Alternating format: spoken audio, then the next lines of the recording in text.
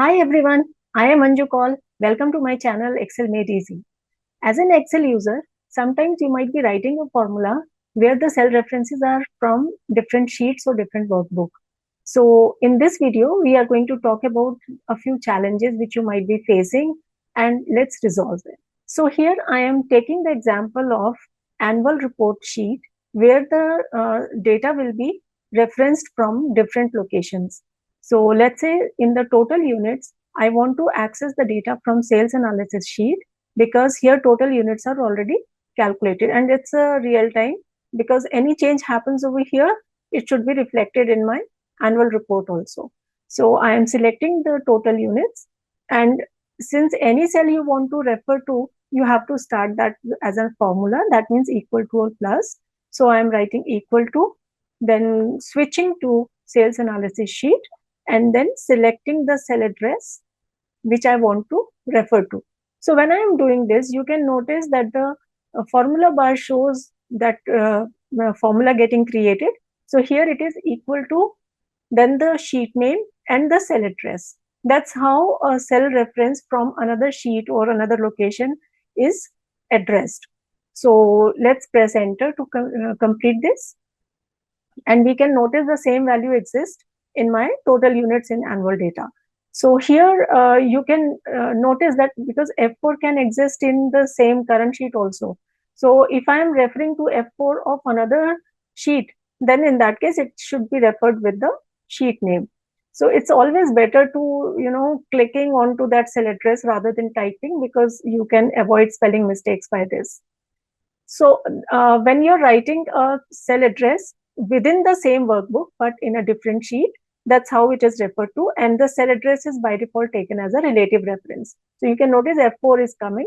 So by chance you needed it as an absolute cell address, then put a dollar before F and 4 to make it absolute.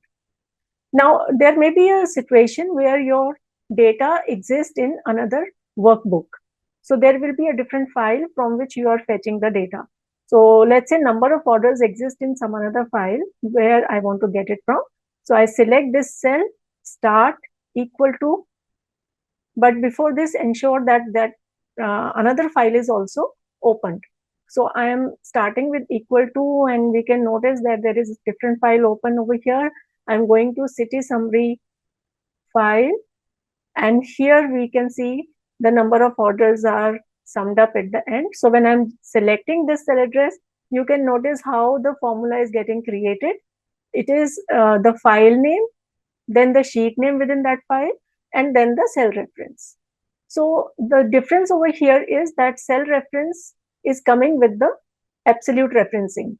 So that's a difference. When you're referring to a cell address, which is within the same workbook, but maybe on a different sheet, then it comes as a relative reference. But when you are accessing the data from a different file and you're using it in a formula, let's press enter and see. So when you're using it in your formula, you can notice by default the cell address is coming as an absolute cell address.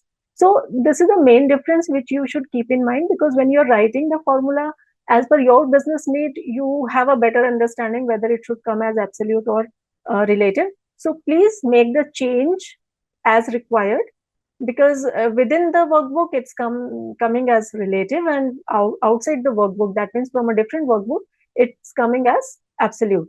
So that's the way how Excel identifies the data from a different file or within the same file. But as a user, it's your responsibility to correct this cell address as per your formula need. Okay, so these are the two examples where we were accessing the data from a different location. There can be one more requirement. Sometimes you are working on two different files, but one is open in your desktop app and other is open on the web. So when such is the case, then actually two instances of Excel are working in your system. In that case, will you be able to get the data? Let's have a look at it. So I am selecting this cell address where revenue is required, and that's the file which is actually open on the web. I will show you. I'm opening the browser, and this is here. We have a dashboard which is on the web, and from here I can get this revenue. I want to access this. So I am going back to my annual data sheet, And let's start working with this. I start with an equal to sign, switching to my browser sheet. And if I try to select this, I am not able to. You can notice that it's showing the value. So we started the formula with an equal to, that's not getting connected here.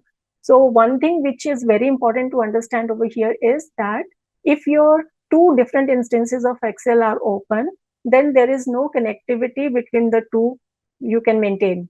So if you want to use the cell references from different files, both must be open in the same instance of Excel. So either both must be in the desktop, both must be on the web. So then the connectivity can be established. So the best practice is to have it on the desktop app. So what I'm doing is the file that is open on the web, I am going to editing and open it in desktop.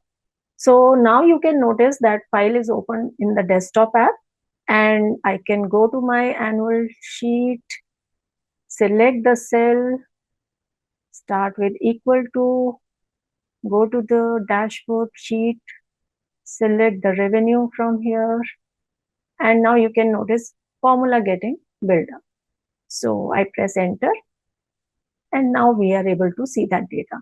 So that means one thing is clear over here, that when you want to access multiple cell addresses from different sheet, then in that case, you have to open all those workbooks and sheets in the same instance of Excel.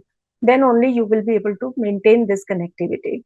Otherwise, Excel won't be able to connect to a different instance of Excel.